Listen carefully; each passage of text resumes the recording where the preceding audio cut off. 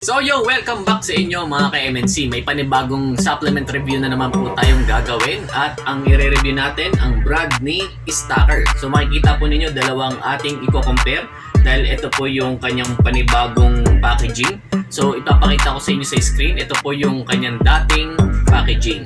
Ayan, ito po yung dati niyang packaging at ilang buwan din po silang nawala sa merkado dahil hindi ko alam kung anong dahilan. So, at after nung bumalik po sila, ito na po, bagong packaging na po siya. Then, may panibago po silang nilabas na Stacker Fusion, Protein Fusion. So, i-compare natin tong dalawa.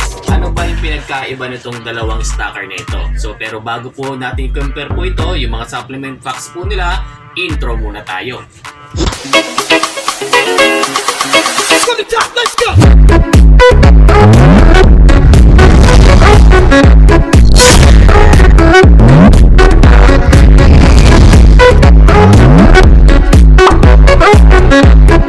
So yun mga ka-MNC, no? Pag-usapan na natin ano yung pinagkaiba ng dalawa sa Stacker Fusion sa Stacker Elite. So tingnan natin yung packaging po nila sa likod, yung kanilang mga supplement packs. So unahin na po natin ang calories. Ang calories ni Stacker Fusion ay 160. Kay Stacker Elite naman 120. So mas mataas ng onti kay Stacker Fusion kaysa dito kay Stacker Elite. Ayan. So tingnan natin yung total fat po nila. Sa total fat po ni Stacker Fusion is 2.5 grams ang kanyang total fat. Kay Stacker Elite naman, ang total fat po niya ay 1.5 grams. So mataas din po si Stacker Fusion kaysa dito kay Elite. Yung kanyang saturated fat kay Fusion is 1.5 grams.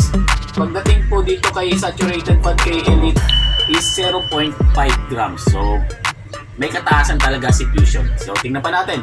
Yung kanyang cholesterol po ay 440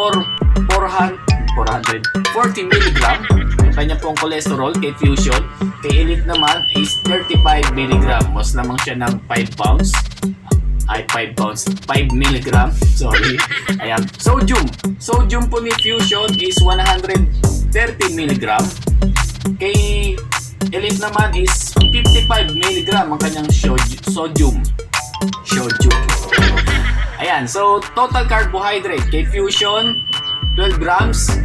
Kay Elite 3 grams. Yung kanyang dietary fiber 4 grams kay Fusion, kay Stacker is 1 gram. Ayan, ang taas po dito kay Stacker Fusion ng 4 grams eh. So 3 grams ang halos itinaas. So sa total sugar niya is 1 gram. Kay Stacker is same sila, 1 gram lang din.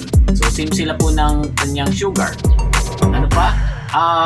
Yung kanyang protein. Ayan, protein content po nila is 28 grams kay Fusion. Dito naman po kay Stacker Elite is 24 grams. So mas mataas pala, pinataas po pala itong yung protein content ni Stacker Fusion, pinataas. Mas mataas po, no? 28 grams. So panalo siya dito pagdating sa protein content. Dahil dito po kay Elite 24 grams lang po. Ayan. So, sa vitamins D, so kay Fusion is 0 mg. Ito naman po ay same lang din po silang 0 grams. Ayan. Sa iron 1.5 mg.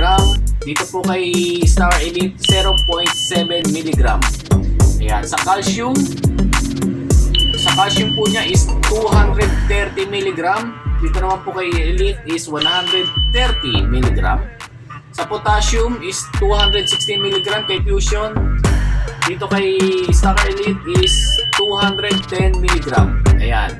So, pinataas talaga lahat. So, mataas sa lahat. Mataas sa kanyang supplement facts. Ayan. Pati yung protein content mas mataas. Nagkakakumpara lang sila, nagkakasabay lang sila sa sugar. Dahil pareho silang 1 gram ng sugar. So, yung pinagkaiba po nila. At tingnan natin yung kanyang servings kung ilan.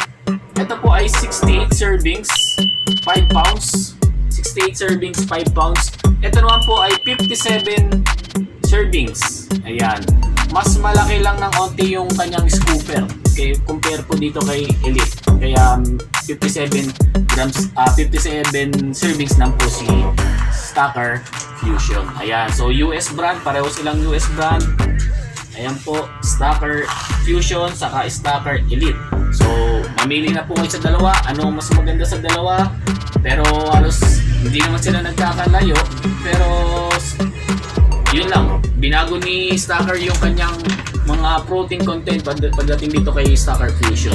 So, para sa akin, okay na to. Kasi ang habol ko naman kasi po dito is yung kanyang protein grams. Ayan, 28 grams protein na po siya. So, mas maganda si Stacker Fusion. Ayan, so, ang kanilang kung magkano, ito po ay, tingnan natin, 1.6 Fusion po siya is 1.6 lang po yan. Stacker, check natin. Stacker, ayan. Si Stacker Fusion is 1,600. Ito naman po si Stacker Wing Elite 5 pounds. Same naman po silang 5 pounds. 1,850. Ayan, dati ay 1.6 lang din po siya. Yung old packaging po niya, 1.6. So, nung sila ay, nung nawala nga po sila, at nung bumalik, ayan, nag 1,850. Pero nung naglabas naman sila ng panibago, Stacker Fusion, ayan, so 1.6. Ayan. So, yun lang po mga ka-MNC. Sana may natutunan po kayo sa ating mga review po ngayon. At salamat sa patuloy na sumusuporta sa MNC Vlog TV. Visit lang din po kayo sa ating mga store. Meron po tayong store dito po sa, ako po ay naka-duty dito sa Imus branch, Imus Cavite branch. Meron po tayong mga branches sa Laguna, Santa Rosa, Laguna. Meron po tayo sa West Avenue branch. Meron din po tayo sa Parañaque. Yan po mga franchise po natin. Meron din po tayo dyan sa Taft Avenue. Ayan. At marami pa po tayong mga branches. Yung iba po ay sa Parañaque. Yun nga po, nasabi ko kanina. Meron na rin po tayo sa Bulacan. At meron po tayong panibago. Diyan po sa Naga, sa Bicol. Ayan. Sa mga taga Bicol, mga Bicolano, ayan, meron na po tayong Get Wasted Supplements store dyan po sa Naga. Ayan po, at marami pong salamat sa MNC Vlog TV na sumusuporta po sa atin. Yun lang po, and God bless.